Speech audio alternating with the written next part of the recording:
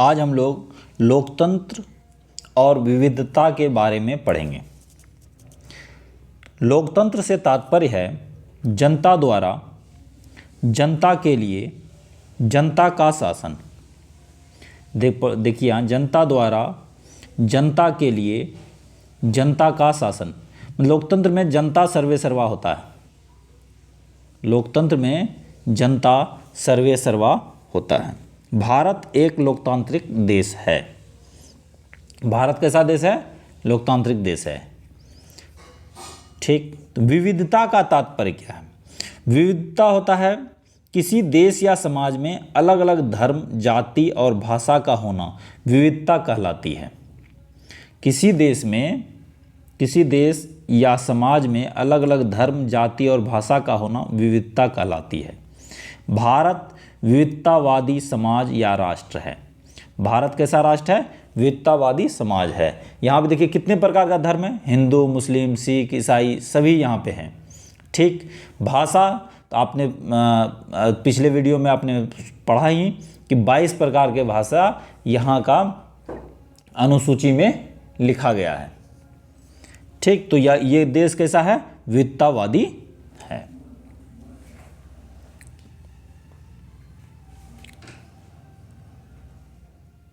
अब आप देख सकते हैं अफ्रो अमेरिकी किसको कहते हैं? अफ्रो अमेरिकी।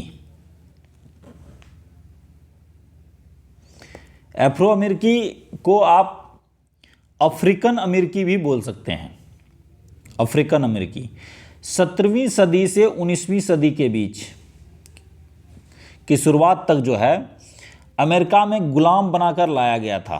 अफ्रीकी लोगों को अमेरिका में गुलाम बनाकर लाया गया था। 17वीं सदी से 19वीं सदी के बीच ये क्वेश्चन पूछा जाता है एग्जाम में कि किस समय जो है अफ्रीकी लोगों को लाया गया था।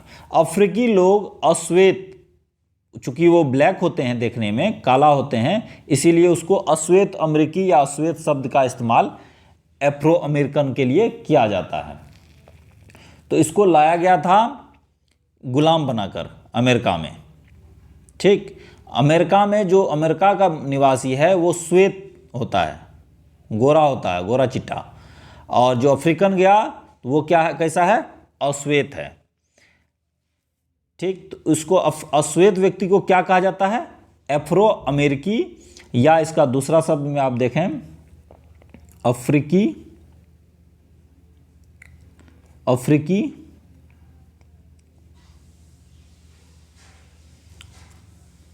अमेरिकन।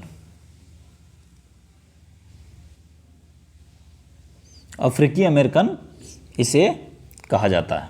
आप लिख लेंगे अफ्रीकी अमेरिकन भी कहा जाता है अफ्रो को।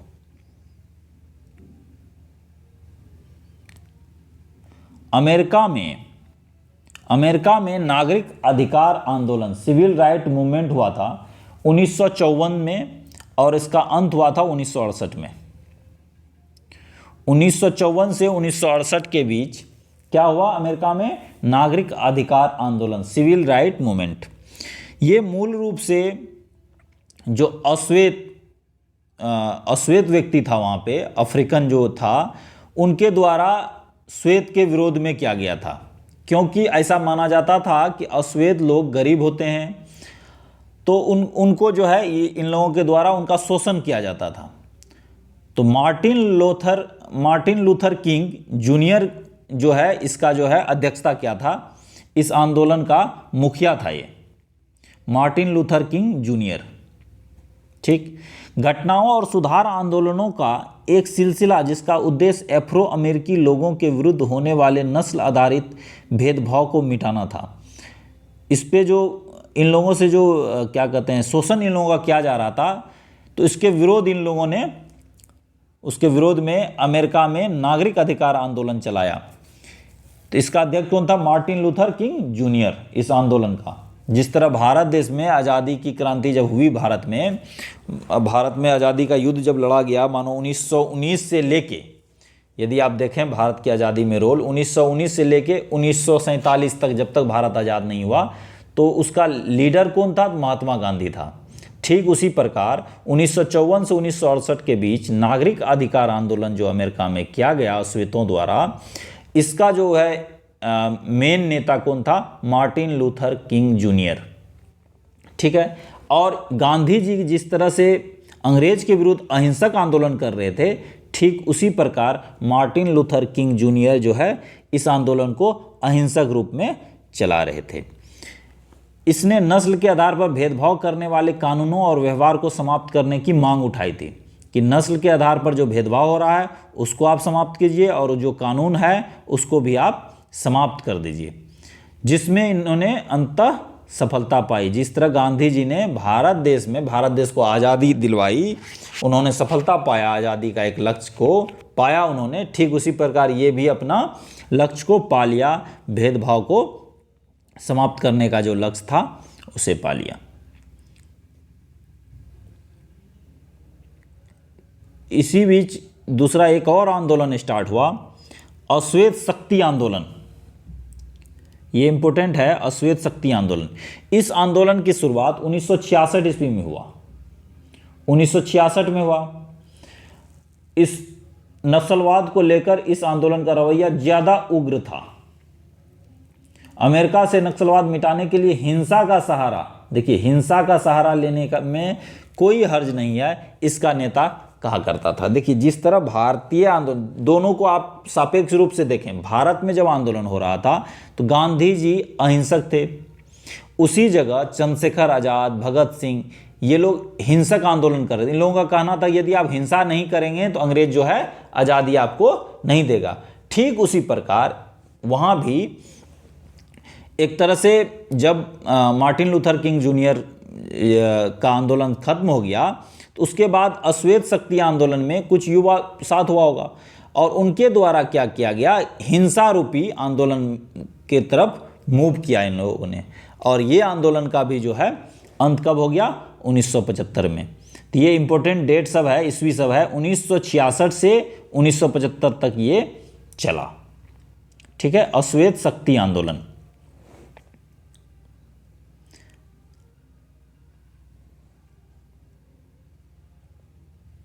अब देखिए एक तस्वीर लगा हुआ है, ये तस्वीर है मैक्सिको ओलंपिक का।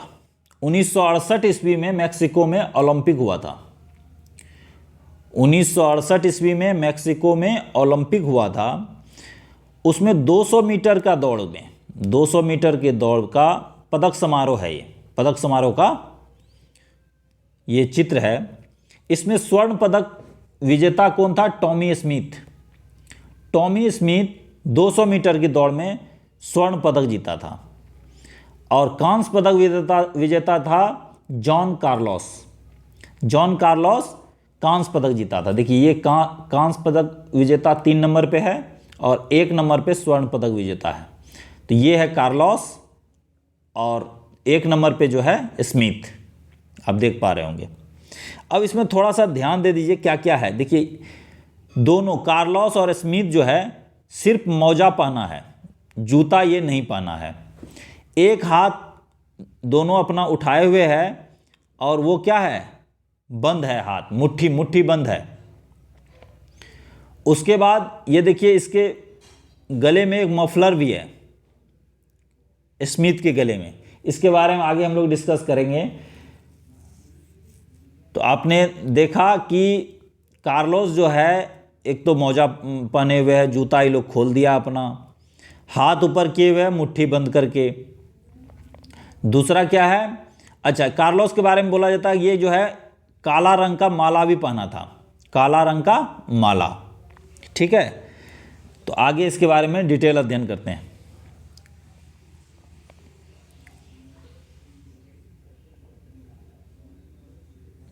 स्मिथ और कार्लोस दोनों के क्या था?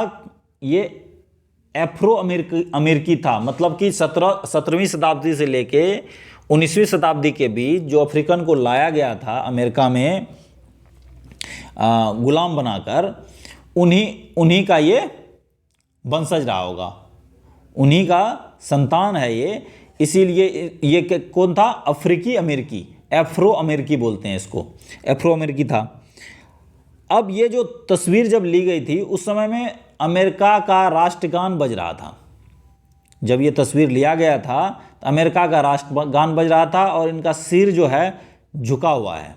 इस तस्वीर में आप देखिए कि सिर कैसा था, झुका हुआ था। मुट्ठी ताने हुए दोनों खिलाड़ी खड़े हैं, मुट्ठी ताने हुए दोनों खिलाड़ी खड़े हैं, मैं आपको पहले ही बताया। और पैरों में सिर्फ मोजे चढ़ाए हुए पुरस्कार लेकर दोनों ने यह जताने, अब देखिए दोनों जो पुरस्कार लिया है वो मौजा पहना हुआ है, मुट्ठी ताने हुए है और सिर झुकाए हुए है, जबकि उसको शान से खड़ा होना चाहिए था, लेकिन उन्होंने ऐसा नहीं किया। ये ऐसा क्यों नहीं किया उसके लिए जानते हैं। वो यह जताने का प्रयास कर रहा है, कोशिश कर रहा है कि अमेरिकी अश्वेत लोग गरीब हैं। अमेरिकी अश्वेत लोग कैसे हैं? गरीब हैं। मौजा जो पहना हुआ है वो गरीबी का निशानी है, ठीक, और अपना सिर झुकाए हुए है, जबकि इतना गौरव का दिन था। वो कोई गोल्ड मेडल जीत रहा है, वो भी ओलंपिक में, फिर भी वो अपना सिर झुकाए हुए था। तो अमेरिकी अश्वेत लोग क्या हैं? गरीब हैं, ये दर्शाना चाह रहे थे, उनकी कोशिश थी इसमें। अब टॉमी स्मिथ अपने गले में एक काला मफलर जैसा परिधान भी पहना था, जो अश्वेत लोगों का आत्मगौरव का प्रतीक है। ये क्वेश्चन इंपॉर्टेंट है कि आत्मगौरव का प्रतीक, अश्वेत लोगों का आत्मगौरव का प्रतीक क्या होता है? तो आप लिखेंगे काला मफलर। काला मफलर अश्वेत लोगों का आत्मगौरव का प्रतीक है, ठीक। उसके बाद देखिए, जॉन कार्लोस मारे गए श्वेत लोगों की याद में काले मनकों की एक माला पहनी है। काले मनकों, मनकों मतलब होता माला, ठीक है। काला रंग का कोई मोती होगा, सॉरी, मनकों मतलब होता है मोती। काले मोतियों का एक माला वो पहना हुआ था, ठीक। तो ये किसके लिए था? तो जितना मारे गए अश्वेत लोगों की याद में था, मतलब जो आंदोलन चल रहा था 54 में जो स्टार्ट की गई थी मार्टिन लूथर किंग जूनियर द्वारा, उसमें अश्वेत लोग बहुत मारा जा रहा था। तो अश्वेत लोग जो मारे जा रहे थे आंदोलन में, उसके याद में जो है ये काला मन का जॉन कार्लोस ने पहना।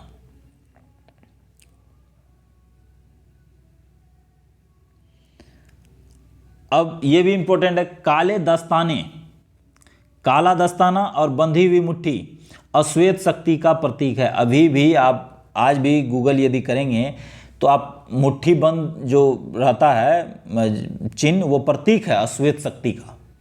अश्वेत शक्ति का जो प्रतीक है वो बंधी हुई मुट्ठी है, ये ध्यान रखेंगे, बंधी हुई मुट्ठी। काले दस्ताने और बंधी हुई मुट्ठी जो है अश्वेत शक्ति का प्रतीक है। मतलब दस्ताना पहन के जो है, काला दस्ताना पहना है और बांधा हुआ मुट्ठी है, तो वो क्या है? अश्वेत शक्ति का प्रतीक है। रजत पदक विजेता, अब इसी में एक तो कांस्य जीता था, ठीक है। स्मिथ जो है स्वर्ण जीता, कार्लोस जो है कांस्य जीता। तो रजत जीता था पीटर नॉर्मन। पीटर नॉर्मन कौन, कहाँ का था? ऑस्ट्रेलियाई धावक था, ऑस्ट्रेलिया का था, जिन्होंने 1968 ईस्वी में मैक्सिको ओलंपिक में 200 मीटर के दौड़ में पीटर नॉर्मन ने क्या जीता था? रजत पदक जीता था, सिल्वर, ठीक। और इन्होंने भी क्या किया था? पुरस्कार समारोह में अपनी जर्सी पर मानवाधिकार का बिल्ला लगाया था। मानवाधिकार का बिल्ला लगाकर दोनों अमेरिकी खिलाड़ियों के प्रति अपना समर्थन दिया था कि ये लोग जो कर रहे हैं वो सही कर रहे हैं, उसके लिए इन्होंने समर्थन दिया था। ऐसा माना जाता है कि इनके समर्थन देने के कारण ही इनको फिर 200, जैसे 4 सालों पर होता है ना ओलंपिक, तो आगे जो है ओलंपिक खेलने के लिए इनको कंसीडर ही नहीं किया गया कभी भी। पीटर नॉर्मन को सिर्फ दोनों खिलाड़ी जो स्मिथ और कार्लोस था उसका सपोर्ट करने के लिए, समर्थन देने के कारण ही पीटर नॉर्मन को फिर कभी ओलंपिक खेलने की इजाज़त नहीं दी गई, टीम में नहीं चुना गया, ठीक है। और ये भी कहा जाता है कि कार्लोस और स्मिथ का जो है पदक वापस ले लिया गया था इस विरोध के कारण ओलंपिक संघ द्वारा।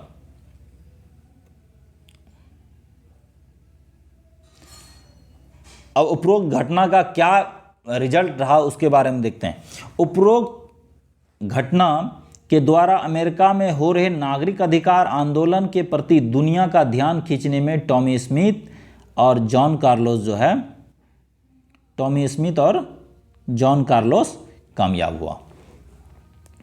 टॉमी स्मिथ और जॉन कार्लोस क्या हुआ, कामयाब हुआ। ध्यान खींचना इसका काम ही था कि इनका तो लक्ष्य ही था कि ध्यान यदि हम खींचते हैं तो हो सकता है कि हमारा आंदोलन और तेज हो और हमें जो है हक अपना मिले। ठीक है, आगे चलते हैं। अब 2005, अब ये लोग जो ये आंदोलन किया, इस तरह से इन्होंने विरोध जो किया अमेरिकी श्वेत नागरिकों का, उसका फ़ायदा इनको क्या मिला। अब देखिए 2005 ईस्वी में सैन होज स्टेट यूनिवर्सिटी, सैन होज स्टेट यूनिवर्सिटी है अमेरिका में एक, जहाँ से कार्लोस और स्मिथ पास आउट थे। मतलब जो इसका एजुकेशन हुआ था, पढ़ाई हुई थी, वो कहाँ हुआ था, सैन होज स्टेट यूनिवर्सिटी में। ठीक है, तो 2005 ईस्वी में क्या हुआ था, 2005 ईस्वी में इन दोनों छात्रों के अभिनंदन के लिए इनकी मूर्ति लगाई गई, इनकी मूर्ति लगाई गई यूनिवर्सिटी प्रांगण में। तो ये भी बहुत इम्पोर्टेंट है कि इनका मूर्ति जो है इन दोनों को अभिनंदन के लिए लगाया गया। कब लगाया गया, 2005 में। एक ये भी माना जाता है कि थोड़ा सा बैक जाए, पीटर नॉर्मन जो है देहांत हो गया 2006 में। कहा जाता है कि उसके देहांत होने पर उसको कंधा देने के लिए स्मिथ और कार्लोस दोनों गए थे। पीटर नॉर्मन के देहांत पे ऑस्ट्रेलिया में स्मिथ और कार्लोस दोनों जो है उनके अंतिम संस्कार में कंधा देने भी गए थे। इतनी गहरी दोस्ती इन लोगों के बीच हो गई थी।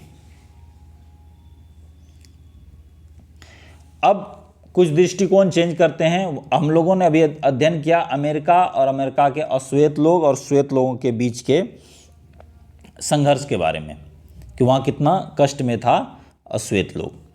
अब सामाजिक विभाजन होता कैसे है उसके बारे में जानेंगे। सामाजिक विभाजन अधिकांशतः जन्म पर आधारित होता है, जन्म पर आधारित होता है। इसके अतिरिक्त पसंद या चुनाव के आधार पर भी तय होता है। अब इसको समझते हैं पहले। सामाजिक विभाजन अधिकांशतः जन्म पर आधारित होता है। मतलब क्या कि आपके हैंड में ये नहीं है कि आप हिंदू के यहाँ पैदा लोगे, कि मुस्लिम के यहाँ पैदा लोगे, कि सिख के यहाँ पैदा लोगे, गरीब के यहाँ पैदा लोगे, कि अमीर के यहाँ पैदा लोगे, या आप छोटा पैदा लोगे, बड़ा पैदा लोगे, आपका नयन नक्शा कैसा होगा, आप ब्लैक होगे, गोरा होगे, सुंदर होगे, क्रूप होगे, विकलांग होगे, आपका कुछ भी इस पे अधिकार नहीं है। अतः समाज में का जो विभाजन है ज़्यादातर क्या है, जन्म के आधार पे है। अब जन्म आपने ले लिया, जब आप शिक्षित हुए, पढ़े लिखे, तो आपका पसंद और चुनाव, ये दोनों चीज़ मैटर करता है समाज के विभाजन में।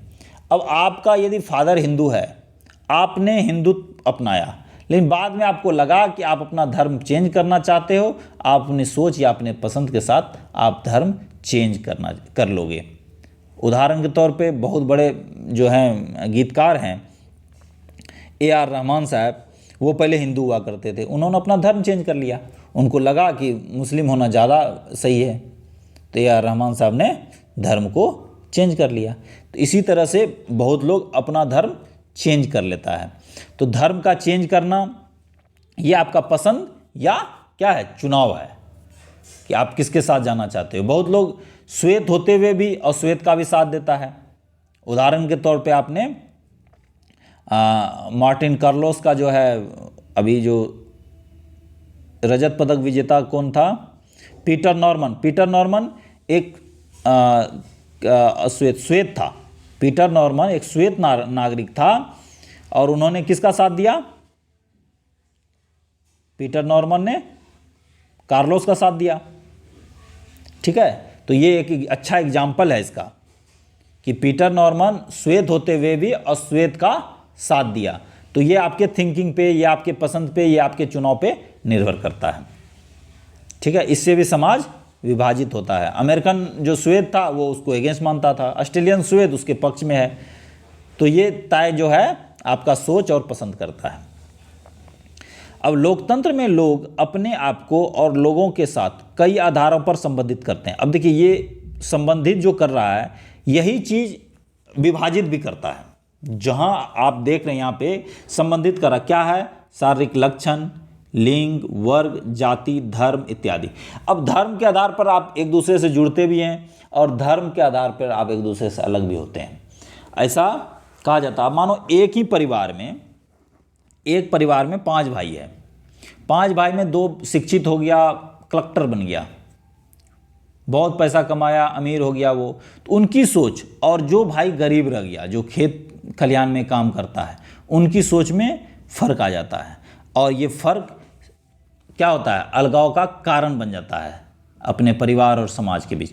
ठीक उसी प्रकार जब उच्च लेवल पे बात आती है, जब एक पॉलिटिशियन आपके यहाँ जाता है और कुछ बोलता है, तो उसमें क्या होता है कि पूरा क्षेत्र का क्षेत्र चेंज हो जाता है, उनकी सोच चेंज हो जाती है।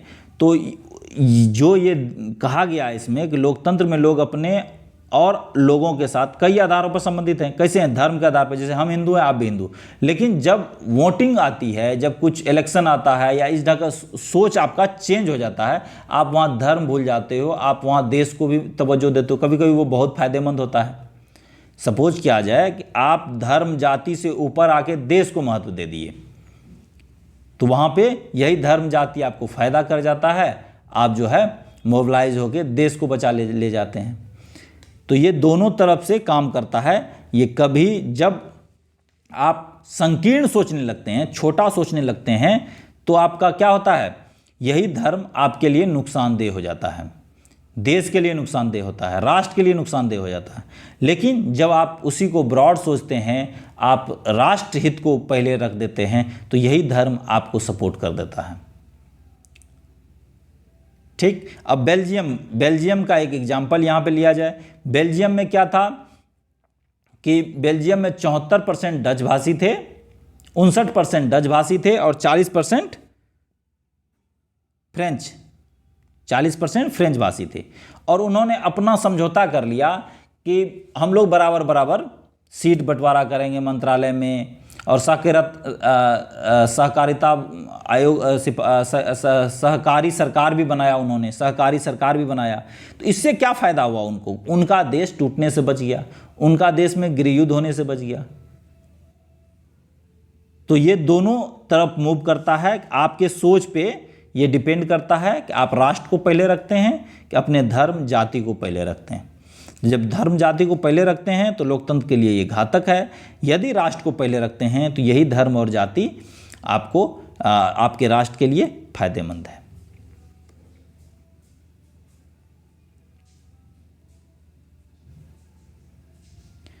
अब एक सामाजिक अंतर, एक वर्ड आता है सामाजिक अंतर। अब इसका परिभाषा देखते हैं। वह स्थिति जिसमें लोगों के साथ जाति, धर्म, रंग, प्रजाति आदि के आधार पर भेदभाव होता है, इसे सामाजिक अंतर कहते हैं। वह स्थिति जिसमें लोगों के साथ जाति, धर्म, रंग, प्रजाति आदि के आधार पर भेदभाव होता है, उसे सामाजिक अंतर कहते हैं। इसका सबसे अच्छा उदाहरण आप अपने गांव में भी एक बार खोजने की कोशिश करना, ठीक है, कि कहाँ होता है इस ढंग से। नहीं तो एक एग्जाम्पल आपको ऊपर ही दे दिया गया है, स्मिथ और कार्लोस के बारे में। दोनों खिलाड़ी अश्वेत था, उतना बड़ा पदक जीता, फिर भी उसको खुद में ग्लानि था कि वो अश्वेत है और उनका जो है वो गरीब है, उनका तबका गरीब है, उनका जितना भी जनसंख्या है अमेरिका में वो गरीब माना जाता है, उसको लोग शोषण करते हैं, उसका उनको वो हक नहीं मिल पा रहा अमेरिका में जिसके ये वे योग्य हैं। हाल फिलहाल में भी पिछले साल भी वहाँ बहुत ज़्यादा मूवमेंट हो गया था इसके कारण, अश्वेत और श्वेत में। ठीक है, आप गूगल करके चेक कर सकते हो इसके बारे में। आप एक अपने कॉपी में भी बना सकते हो कि कहाँ कहाँ इस ढंग से हो रहा है।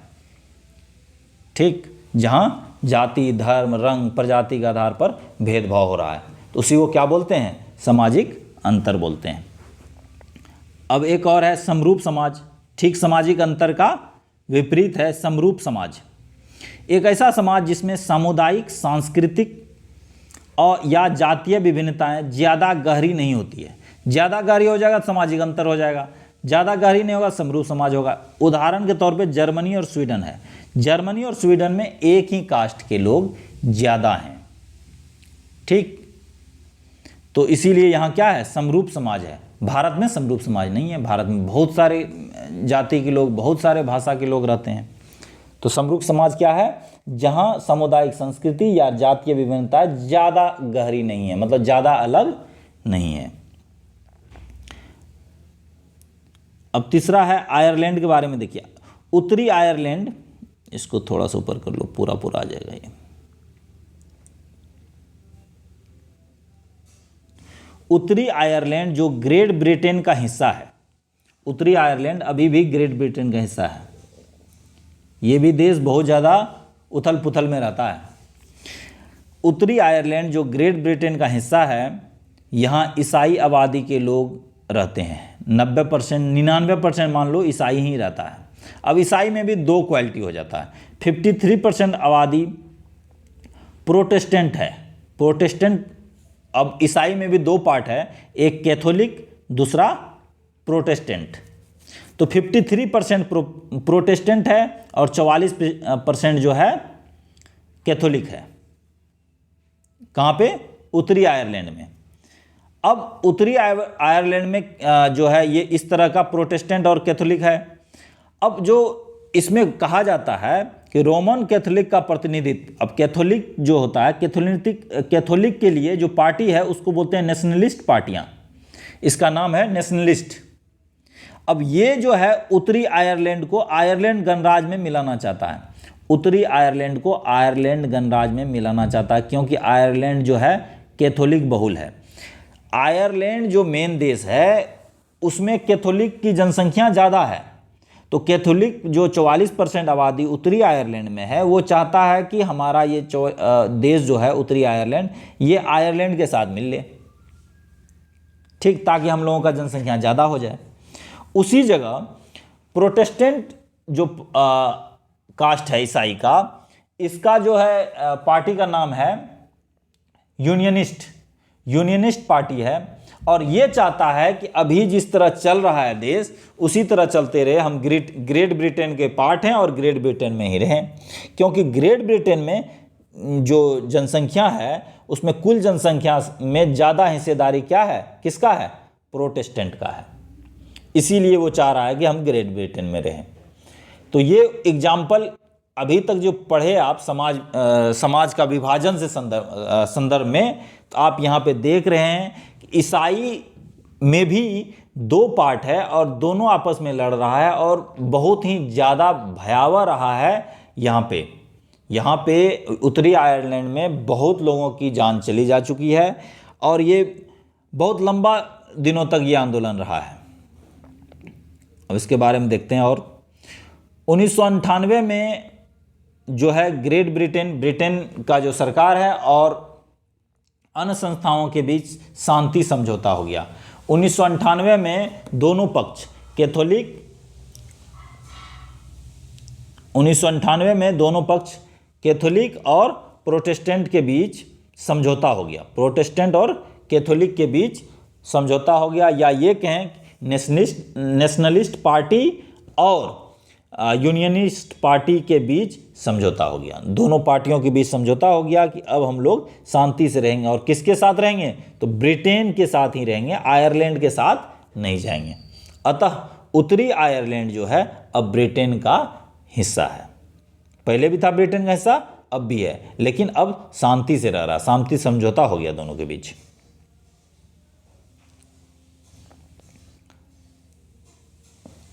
अब एक ये इंपॉर्टेंट क्वेश्चन है जो लगभग 2016 में भी पूछा है, 2017 में भी पूछा है और मे भी अभी भी पूछ लेगा। यदि लॉन्ग क्वेश्चन आए आपके एग्जाम में तो ये क्वेश्चन सबसे इंपॉर्टेंट है। उसमें सामाजिक विभाजनों की राजनीति का परिणाम 3 चीज़ों पर निर्भर करता है। अब कहा कितने चीज़ों पर निर्भर कर रहा है? तो 3 चीज़ों पर निर्भर कर रहा है सामाजिक विभाजन। अब क्या क्या चीज़ हो सकता है? लोगों का दृष्टिकोण, एक व्यक्ति कैसा सोचता है, इसके बारे में डिस्कशन पहले कर चुके हैं। उसके सोच पे निर्भर करता है कि समाज बंटेगा या समाज जुड़ा रहेगा, समाज में एकता रहेगी। पढ़ते हैं इसको।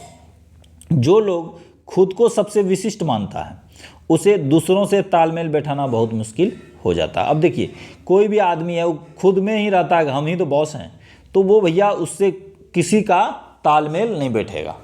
जो जितना लिबरल रहेगा उसका उतना ही ज़्यादा दोस्ती दूसरे से रहेगा।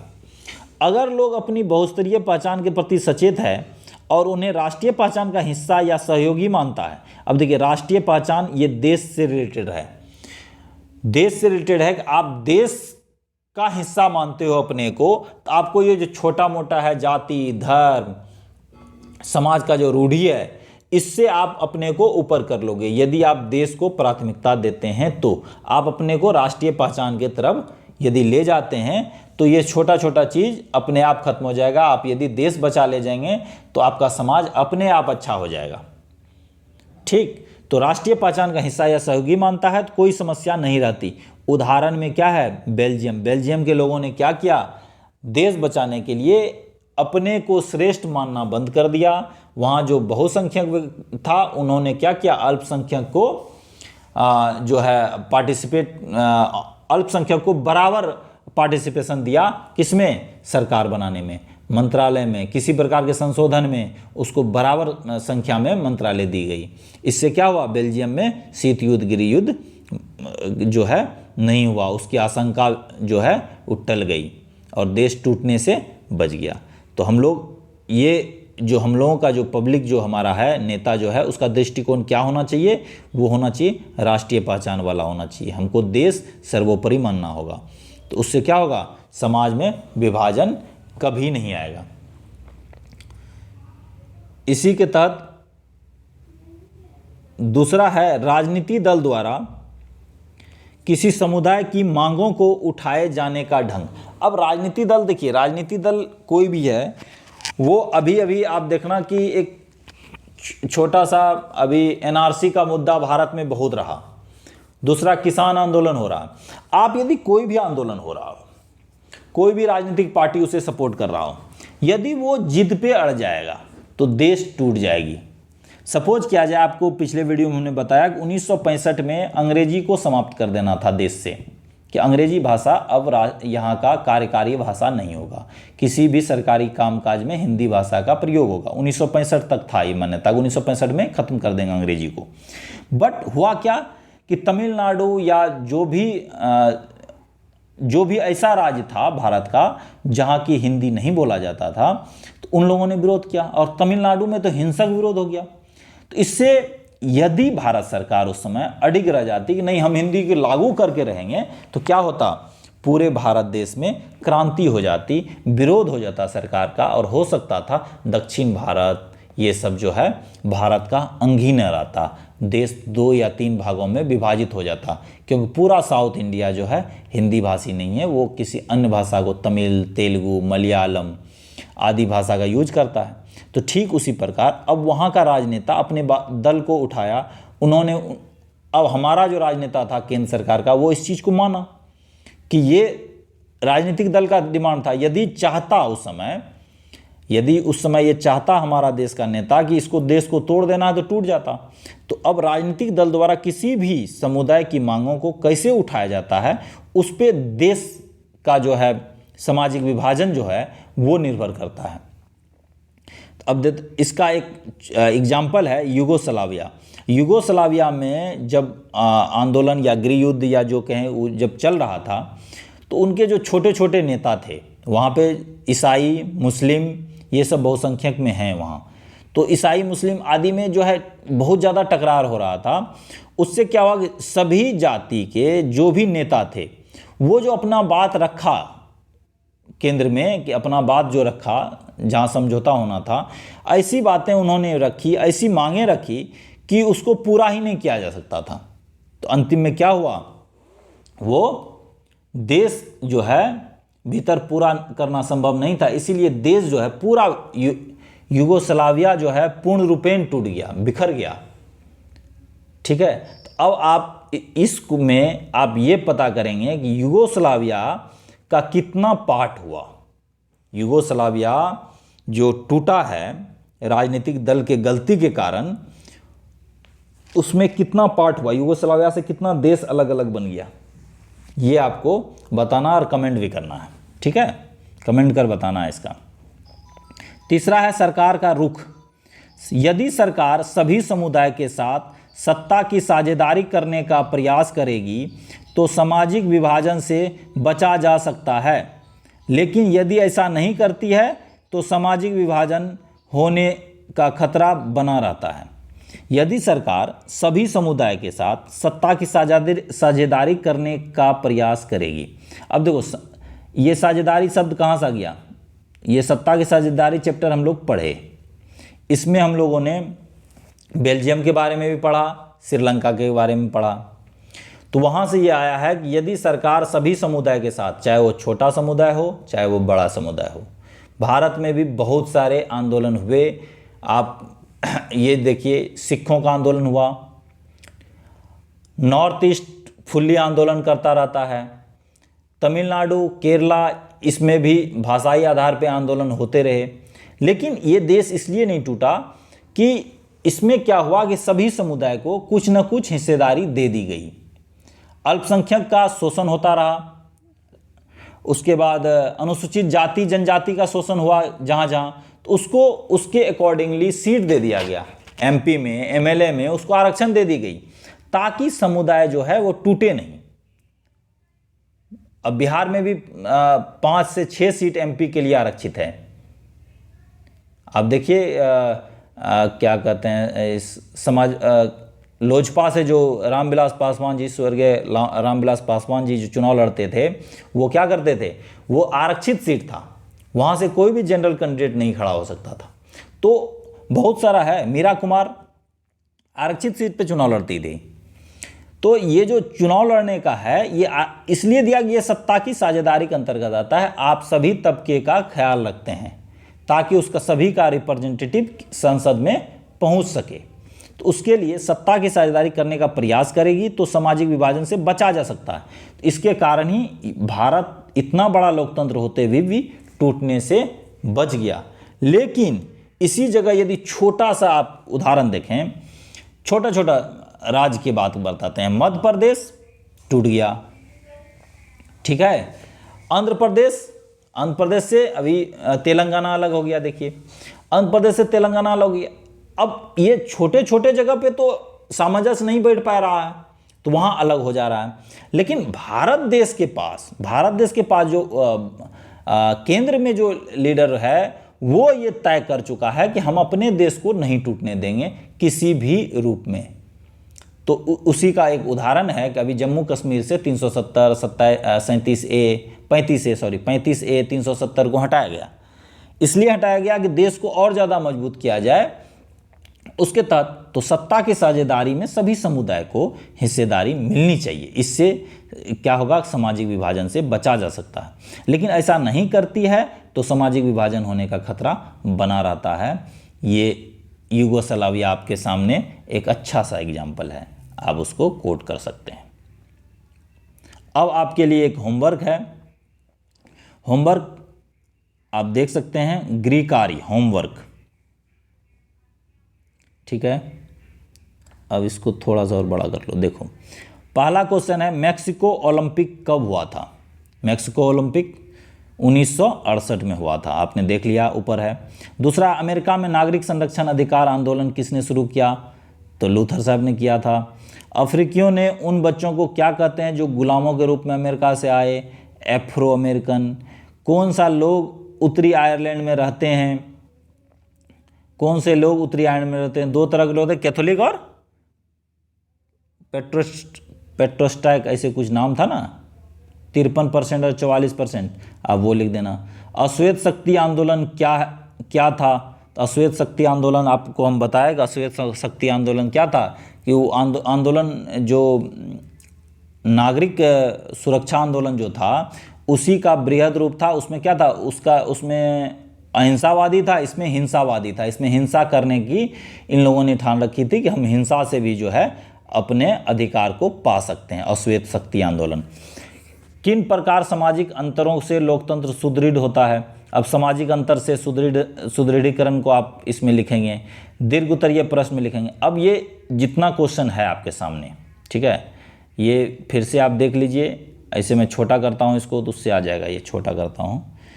ये स्क्रीन पे आपका क्वेश्चन है, 25 नंबर का क्वेश्चन है, ठीक है।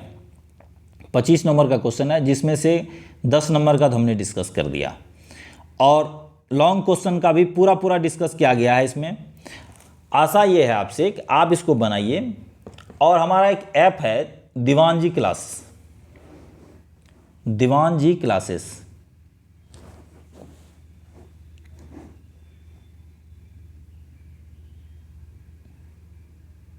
देवान जी क्लासेस, देवान जी क्लासेस ऐप है। इसको आप प्ले स्टोर से डाउनलोड करें, इस क्वेश्चन को बनाइए। मैं चेक भी करूंगा इस क्वेश्चन को, आपको नंबर भी दूंगा, आपके गार्जियन से भी संपर्क करूंगा कि आप इस यूट्यूब से कितना सीख रहे हैं। क्लास के टाइप से आपको पढ़ाया जाएगा, जिस तरह क्लास में पढ़ाया जाता है। आप इसको बनाइए। और ये 8 चैप्टर जो आपका है 10th के में, जो पॉलिटी में 8 चैप्टर है, टोटल 8 चैप्टर है। 8 का 8 चैप्टर आपको बताया जाएगा। क्लास में जिस तरह पढ़ाया जाता है सेम पढ़ाया जाएगा। ज़्यादा आपको दिक्कत होगा, आप यदि हमें कमेंट में करते हैं कि ऑनलाइन आना है बोर्ड के साथ, तो हम बोर्ड के साथ आप उस क्वेश्चन को डिस्कस करने के लिए आएंगे आपके पास, आपसे जुड़ेंगे देवान जी क्लासेस के माध्यम से। आप ऐप डाउनलोड कीजिए और कोशिश कीजिए कि जितना क्वेश्चन आपको बताया गया है, ये क्वेश्चन का आप अपने कॉपी में आंसर बनाइए। और यदि आपको एनसीईआरटी बुक से आप 90% पढ़ते होंगे, तो एनसीईआरटी बुक का जितना क्वेश्चन आंसर है उसको भी कीजिए। और इस वीडियो को ध्यानपूर्वक देखिए, नोट्स बनाइए इसका। इसमें जो नोट्स दिया गया है, ये नोट्स भी आपको देवान जी क्लासेस पे अवेलेबल होगा, इसका PDF। आप वहाँ से PDF डाउनलोड करके फ़ोटोकॉपी करवा सकते हैं, अपने पास नोट्स रख सकते हैं। आप मेहनत कीजिए, मैं तो मेहनत कर ही रहा हूँ। और आशा है कि आपको इस बार पॉलिटी में 20 नंबर का जो एग्ज़ाम होता है आपका, 20 में 20 क्वेश्चन आपको हमारे द्वारा पढ़ाए गए वीडियो से प्राप्त हो जाएगा। एक भी क्वेश्चन हमें नहीं लगता कि बाहर जाएगा इसका। और ये यदि आप इसको गंभीरतापूर्वक पढ़ गए, जैसा मैं बता रहा हूँ आपको, तो मुझे ऐसा लगता है कि ये आप जब कंपटीशन में कभी एग्ज़ाम देने जाएंगे, आप यदि चूँकि 10th में है आप यदि बीटेक मेडिकल वगैरह का तैयारी करेंगे, तब तो ये उतना ज़्यादा कारगर नहीं होगा। बट यदि आप जनरल कंपटीशन में जाते हैं तो उसमें ये बहुत ही ज़्यादा कारगर होगा। आंसर राइटिंग के लिए भी बताया जाएगा आपको, ठीक है। तो आप देवान जी क्लासेस ऐप ज़रूर डाउनलोड करें अपने प्ले स्टोर में जाके। स्पेलिंग आप देख सकते हैं, DEWANJICLASSES। आप इसको डाउनलोड कीजिए। और बहुत सारा उसमें वीडियो डाला जा चुका है, सत्ता की साझेदारी भी डाला जा चुका है, संघवाद भी डाला जा चुका है। आप उसके भी ऑब्जेक्टिव को देखिए। इसके भी डिस्क्रिप्शन में, इस वीडियो के डिस्क्रिप्शन में भी सभी वीडियो का लिंक डाला हुआ है। आप उस लिंक पे क्लिक कीजिए और उसको पढ़ाई कीजिए। मैथ का क्लास चूँकि पिछले कुछ दिनों से बंद है, बहुत जल्द मैथ के साथ मैं आपसे मिलूँगा। Thank you.